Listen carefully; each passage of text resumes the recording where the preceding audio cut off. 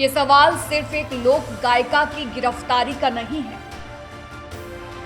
नेहा सिंह राठौर को फिलहाल पुलिस गिरफ्तार नहीं कर पाई। सुप्रीम कोर्ट का जो फैसला है वो मेरी गिरफ्तारी पर रोक का है और ये मेरे लिए बहुत सुखद खबर है।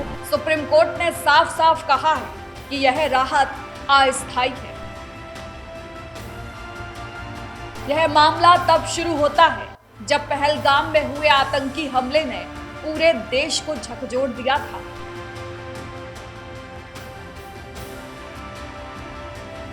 इन्हीं पोस्टों को आधार बनाकर लखनऊ के हजरतगंज थाने में एफआईआर दर्ज होती है। क्या किसी भी हमले के बाद सरकार से सवाल पूछना गुनाह है? मेरा अपराध ये था कि मैंने इस देश के प्रधानमंत्री से 4 सवाल पूछ लिए थे। मैंने इस आजाद लोकतांत्रिक देश के एक आजाद नागरिक की हैसियत से इस देश के प्रधानमंत्री की आलोचना कर दी थी, बस। फैसले को चुनौती देते हुए सुप्रीम कोर्ट का दरवाजा खटखटाया गया। हर बार बहस यही रही कि क्या यह सत्ता विरोध है या सामाजिक उकसावा।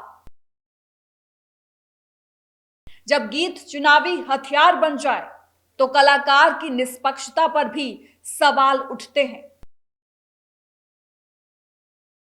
अदालत व्यक्ति को नहीं, कृत्य को देखती है।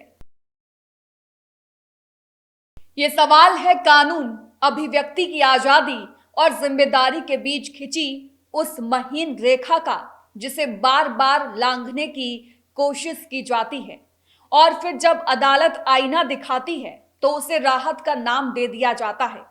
नमस्कार, मेरा नाम है भारती बघेल और आप देख रहे हैं न्यूज वॉच इंडिया का खास कार्यक्रम आज का बड़ा सवाल। उत्तर प्रदेश की लोक गायिका नेहा सिंह राठौर को फिलहाल पुलिस गिरफ्तार नहीं कर पाएगी क्योंकि सुप्रीम कोर्ट ने उनकी गिरफ्तारी पर अंतरिम रोक लगा दी है। नहीं, अभी मैंने ऑर्डर तो नहीं पढ़ा है, लेकिन हाँ, सुप्रीम कोर्ट का जो फैसला है वो मेरी गिरफ्तारी पर रोक का है और ये मेरे लिए बहुत सुखद खबर है और इसके लिए मैं माननीय सुप्रीम कोर्ट का बहुत धन्यवाद करना चाहती हूँ। लेकिन क्या इसका मतलब ये है कि अदालत ने उनके शब्दों, उनके बयानों या उनके इरादों को सही ठहरा दिया? जवाब है नहीं। सुप्रीम कोर्ट की जस्टिस जेके माहेश्वरी और जस्टिस अतुल एस चंदूरकर की पीठ ने साफ साफ कहा है कि यह राहत अस्थायी है। जांच से भागने की कोई छूट नहीं है। 19 जनवरी को नेहा सिंह राठौर को पुलिस पूछताछ में शामिल होना ही होगा। अदालत ने यह भी चेतावनी दी कि अगर जांच में सहयोग नहीं किया गया तो इसे गंभीरता से लिया जाएगा। यानी यह कोई क्लीन चिट नहीं, बल्कि कानून की प्रक्रिया को संतुलन में रखने का एक अंतरिम कदम है।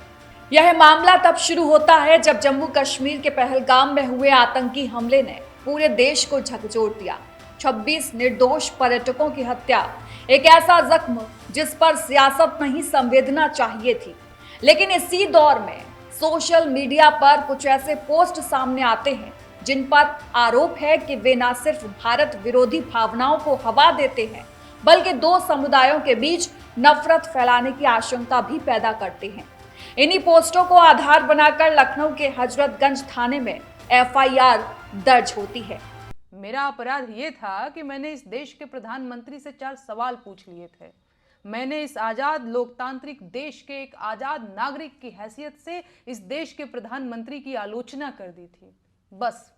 ये बात सरकार से बर्दाश्त नहीं हुई, होती भी कैसे? एक किसान परिवार की मामूली लड़की की इतनी हिम्मत कि वो प्रधानमंत्री से सवाल पूछ ले? औकात क्या है इसकी? तो बस भाई, मुझे मेरी औकात याद दिलाने के लिए नोटिस भेजकर थाने बुला लिया गया। इन सबसे इतर जब नेहा सिंह राठौर विवादों में घिरी तो उन्होंने अपने गीतों के जरिए पलटवार भी किया।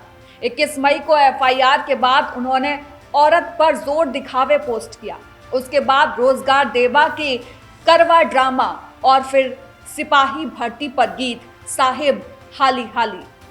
औरत पे जोर दिखावे कैसा मर्दाना, औरत पे जोर दिखावे कैसा मर्दाना, साहब छोड़ दो ना बेटी बहुओं को धमकाना, साहब छोड़ दो ना बेटी बहुओं को धमकाना।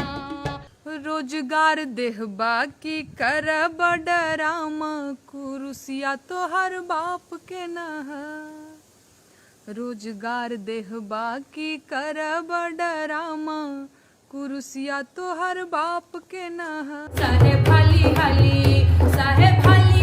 भरती निकालिए साहेब हाली हाथ जोड़े बेरोजगार सुनी कल की अवतार कोनो करी चमत्कार रउआ धरती के मलिकार साहेब हाली।